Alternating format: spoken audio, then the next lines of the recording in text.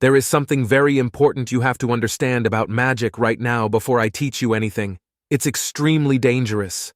The amount of ways you can kill yourself through improper use of magic is staggering. You see, magic flows in and around this world. It's in all of us. It's in all living things, and in fact, it's in many non-living things as well. It's a power that once tapped into demands your constant respect and attention. Try and siphon too much force at once and you'll likely explode. I mean that literally too. Just guts and bits and pieces of you everywhere. Try exert too much stress and pressure into a spell and you'll likely burst into flames. All over your body, it's awful. Let your mind drift at the wrong time, and you might just let a demon or other entity into your body and take control of your mind, killing you instantly, and leaving your body as nothing more than a meat puppet for this malevolent being. And that's just the start of the danger involved. Steve looked out across the horrified faces of the tribunes that he'd assembled. This is why mages are pulled from a very select rank of people who can freely tap into and control this intense force, and even then we get 25 years of training to do it. But many people can tap into it in a limited sense, so long as they are careful and don't try and do more than they're capable of yet. None of you will be able to master and twist magic to your will like I can, so don't even try it. Unless you want to explode, burst into flames, or become a meat puppet, I guess. What I'm going to teach you here in 3-ish weeks' time is how to cast 2 spells, and 2 spells only. So half of you will learn one. Half of you will learn the other.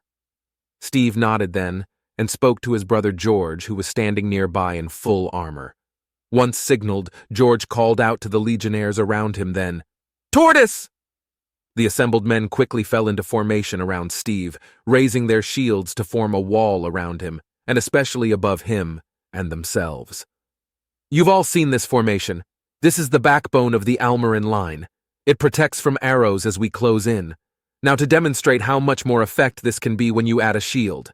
I don't expect any of you to be able to do this yet. It's just a demonstration of what's possible.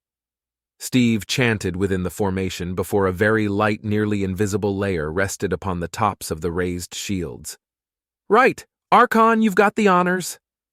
This time, at his signal, the Archon lifted a nearby boulder up out of the ground, moving it over the tops of formation and then dropped it. The shields lowered a little bit, but the shield rippled and the boulder stopped. Once you get good enough to lay a shield atop the shields like this, it means every man in the formation can share the weight of any object.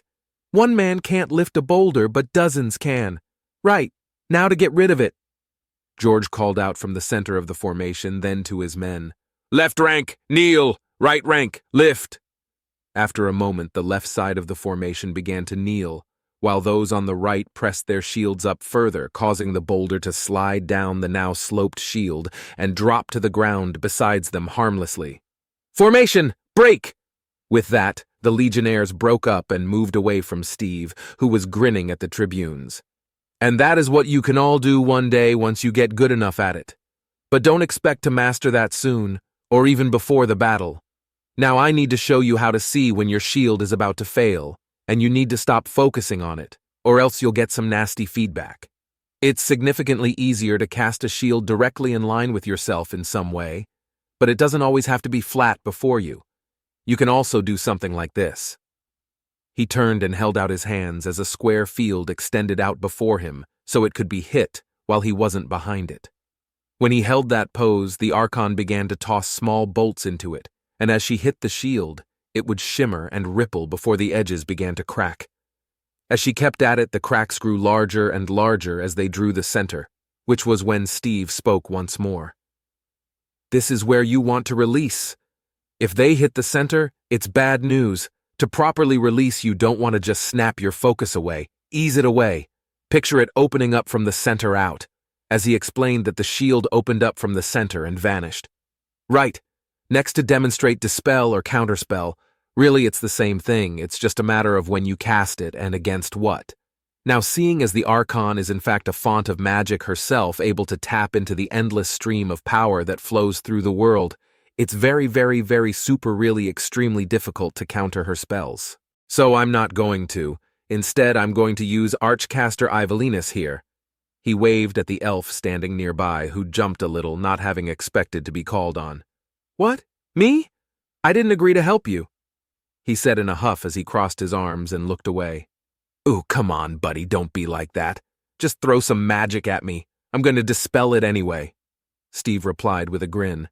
"I find that hard to believe. You're a rank amateur compared with the seasoned and experienced professional I am." The elf then tilted his nose up a bit as he pressed a hand to his chest. "You'll find this task too hard for you to deal with." "Yeah, that's what I said to your mom said last night." Except about my dick," Steve quickly replied, which made the archcaster open his eyes. "What?" he gasped out. Something. I fucked your mom in the ass." Steve followed up, which made the archcaster scream as he quickly began to wave his arms as flames began to rise up from the ground.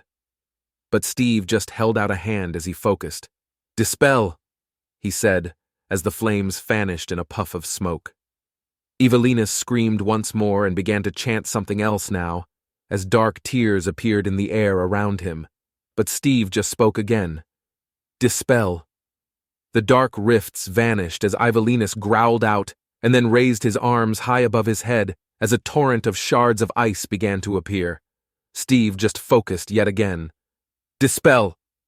Evelinus finally stopped trying to cast as the ice shards turned to snow and fell upon him, partially flattening out his pointed hat, as more of it landed on his shoulders. Steve took the opportunity to speak to his tribunes then. "So typically, the more powerful the spell, the longer it takes to cast, and the easier it is to dispel. Not to mention if they're casting something that will hit an area, it also gives you a large field to focus on to cancel out. The biggest threat will be very direct, quick cast spells such as lightning bolt!" Evelinus shouted as he delivered a massive bolt of blue lightning to Steve. Kirk! Steve twitched and spasmed for a moment before his belt absorbed the flow of magic energy. "Which is why I wear a belt specifically for it," Steve finished as he steamed a little. "Now that was good work, Archie. What are you doing?" He turned to Evelinus, who had quickly approached while Steve spoke, and then began to try and slap him as Steve backed up, raising his hands to fend off the elf. Hey, knock that off. Quit trying to slap me. I hate you. You're everything that's wrong with the magic youth these days." Evelinus kept trying to slap Steve as he backed up. "Hey, isn't anyone going to help me? George?" He glanced at his brother, who along with his legionnaires were busy laughing at the spectacle before them. "No, I'm good. You've got this," he said, as Steve kept backing up, fending off the elf's slappy hands. "Come on, knock it off. Aircoon, make the archcaster stop." Steve tried next as he backed up past the celestial body of the Archon of Magic. "I think it's only fair to let him get one good slap in first," she replied, which surprised Steve enough to look at her. "What?" he asked, but with his attention shifted, Evelinus finally got past his guard and slapped Steve across the face. "That's for being profane about my mother." By now the assembled crowd was all laughing at the display, and Steve grumbled as he rubbed his cheek while Evelinus stomped away. "Right. Well, the demonstration is over. Anyway, over the next 3 weeks I'll teach you how to tap into small bits of the magic vein that runs through you. Like, it's not a literal vein like blood, but whatever, you'll get the idea." Steve tried to get things back on track, but needed a moment to compose himself. Through a form of meditation, you can tap into the power. Through careful focus and training, you can direct that power. Through use of both physical movements and using words of power, you can realize the spell. And through constant repetition, you shall master your one given spell. "Are there any questions?" he asked as he looked at the assembled tribunes. "Yeah, what's with all your pockets?" one of them asked as Steve looked down at his harness. "Ah, so I am a full-fledged mage, and the first of a new school I call Spellslinging, hence my name. What I can do is take reagents which each have some small magic focus in them, combine them with some of my own power, and bam, magic. My teachers hate it though, since it's a very easy way to do something wrong and end up exploding. So don't even try it," he advised as another tribune raised their hands and he called on her. "You! So, can't you just mix up some of that stuff ahead of time for us to use?" she asked, but he shook his head. "Not really. Some minor stuff, sure, that's alchemy. It doesn't need a mage there at the point of use for it to be effective, but it's usually minor stuff that can be contained in such a fashion. More potent reactions need a surge of power at the last moment to actually work. Anyone else? He asked, and pointed to one of the orc tribunes. Half-orc, ugly human? Whatever he was. So if you have those, why the book? He asked, and Steve slapped the tome hanging from the chain on his belt. I can cast way more than I can remember. The archcaster over there, he waved at the elf stomping around in the distance, muttering, is actually a very good mage. He can remember and cast something like 1/3 of all spells at any time, which is very impressive, and not at all normal. But every spell you memorize takes up a bit of your brain space, for lack of a better explanation. The more powerful the spell, the more space it takes inside your head, too. Mages are usually constrained by the space in their head. And no offense to all of you since it's not your fault, but all of you have a tiny bit of brain space, which is why the selectors from Arbitus never would have found you. So anyway, a good mage focuses on a single school of magic. Each school has its own focus, how to cast things, how to tap into power, all that sort of thing. I just practiced every single school until I was comfortable with all of them and write down the spells here so I can use them whenever. He gave the book another tap. So, why don't more mages do that? A tribune asked before the Archon answered this time. Because it's very dangerous, exceptionally dangerous. Most mages can't tap into the flow of magic as freely and easily as he can to use it on the fly as he does. No one ever even tried to copy this ability from myself or my predecessors until he arrived. When he first started using this method, I didn't expect him to last a week. But here we are years later, which means he's better than many think. Or more likely, very stupidly lucky. The Archon looked over at Steve, who just grinned. Hey, better lucky than smart, right? Okay. He clapped his hands then. Now to get to work training. And don't think this will be easy. Casting magic is like any other sort of combat training. It'll feel like using muscles that you've never used before and wear you out physically as well as mentally. But we have to power through and keep at it. Because we've only got 3-ish weeks to get you all ready to help me, the illustrious and very super amazing Spellslinger stops time. Travel. I will admit I'm impressed. The Archon mentioned as she looked over the camp that the assembled legions had begun to set up. They were amassed in the forest north of the Magistone fortress, so they were setting up tents, but no fortifications yet to keep hidden. You got your 80,000 soldiers here like you said in just over 3 weeks. Like I said, we're good at marching. Now then, they should still be unaware of our presence. Between the orcs we used to hit the border outpost and our careful movements so far, they should have no idea an Almarin army rests so close to their position. It's sort of funny though, our original invasion plans had us avoiding this fortress entirely, yet here we are attacking it first, and head on. How could you have avoided it? Between the fortress and the string of outposts, the Alsaurians have the whole border covered. They'd have the range to hit any armies marching past. Steve mentioned, but Consul Gary just grinned. Yes, but not in Nomium. He mentioned, which made Steve nod slowly. You'd have invaded a neutral country just to avoid the elven defenses? The Archon asked as she examined the consul. Certainly, not like the gnomes could have stopped us. Then we hit the capital and starve out the defenders on our own time. He replied with a smile. Them being unable to stop you isn't exactly why I'm surprised. The Archon said with a soft sigh. Okay, this is your plan, so what do you need from us before the assault? Yes, I'm eager to hear you humans mock elven soldiers non-stop about how you're superior to us in every way, and how this will be an easy fight. Evelinus muttered in a very grumpy tone from nearby. But Gary surprised him when he spoke back. It won't be easy at all. Simple, but that's not the same as easy. The Alsaurians are far better archers than anyone I've got.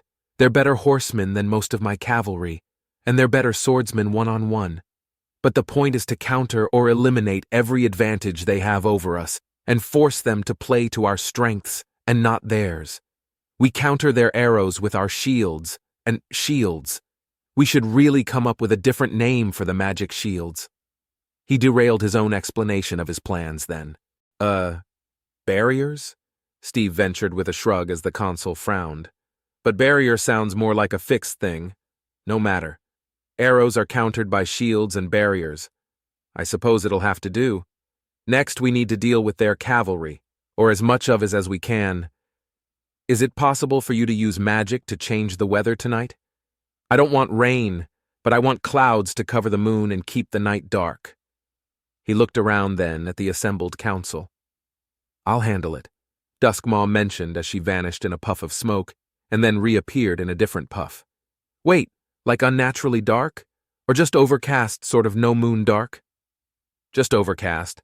Make it look like regular weather, the consul explained as she vanished in a puff once more. Right, the auxiliaries shall get into position tonight then. In the meantime, I've had my armorers improve upon the gear for you and your team, so go make sure yours fits. He nodded to the other side of the command tent, and Steve looked over as he grinned. Ooh, fancy new gear, huh? Don't mind if do. He walked over to find Sherry and Fenrina already in their gear. Sherry had been fitted out with leather gladiator-style armor that Steve had to say made her fine curves even more enticing. While Fenrina was shifting and moving around in a new set of armor Steve had only seen on a few of the most elite Almaran troops so far. It consisted of metal strips that fastened to what he thought was an internal leather harness of sorts. As she moved, the bands would slide under one another or stretch out and keep providing cover all over. The metal and leather skirt was set over ringmail leggings that protected her upper legs, and she had heavy metal shin guards in place to protect her lower legs. This is amazing, she mentioned as she moved and twisted still. It's great stuff, so flexible and yet it seems really strong. Yeah, we'll try very hard not to lose it. It was a nightmare designing this to work around your tail, and your size. Steve looked over to see a one-eyed old woman nearby, who seemed to have muscles on top of her muscles, as well as a fair amount of burns and scars crisscrossing her arms and face. You're the armorer? He asked, and as she mustered up the glare of at least 5 people into that single eye, he just coughed. I've just started seeing some of this in use over the normal coat of rings. What's the story? It's expensive and difficult to make, but it offers better protection at 1/3 the weight. The consul wants to test it out before full-scale production, so you're getting it along with a few of his avocado units, she explained. What's the benefit over the Eastern-style full plate? He asked as he poked Fenrina's torso a bit to test the armor. Well, it's different, obviously, she mentioned with a shrug. It takes a long time to make one solid breastplate in their style. They took after the elven armor smiths who take fucking years to make some of their fancy, schmancy detailed shit. A well-trained team can make these much faster than anything the elves can make. Or, we will be able to in theory. Like I said, we're not producing them full scale yet. But between these and the older ringcoats, we will be able to outfit all of our infantry with armor, which the Easterners can't even dream of. Fucking nobles. The armorsmith spat on the ground after muttering that last part. So, maybe not as good overall, but much easier to make. I thought you Almarans were all about quality, Sherry mentioned as she examined Fenrina, who was still having fun jumping and twisting around in her new armor. There's an old axiom from one of our early generals. Steve mentioned then before the armorsmith could insult his girlfriend for her question. A fight is about tactics, a battle is about strategy, and a war is about logistics. I think a battle is about tactics, a war is about strategy, and conquest is about logistics. The armorsmith said, then Steve frowned and thought it over. Well, whatever, it's something like that. So you said you have a set for me? He asked, and the armorsmith nodded as she pointed to an armor stand. Don't lose this set either, and if you do die in it, please die somewhere we can recover the armor. It was a real bitch to make with all the pockets, she mentioned as he approached the set that had been coated in pockets much like his own harness. He giggled a little as he pulled it from the stand and quickly headed into the back to change into it. When he strode out, he couldn't help but strut, as he felt even more powerful and amazing than usual. What you think? He asked as the 3 women stared at him a little harder than usual. It's even got my family motto on it. He grinned as he tapped the chest. Non-futuous meme? Sherry asked. Yeah, it means don't fuck up, he explained while the half-succubus looked a bit lower. The skirt is a bit short, Sherry muttered.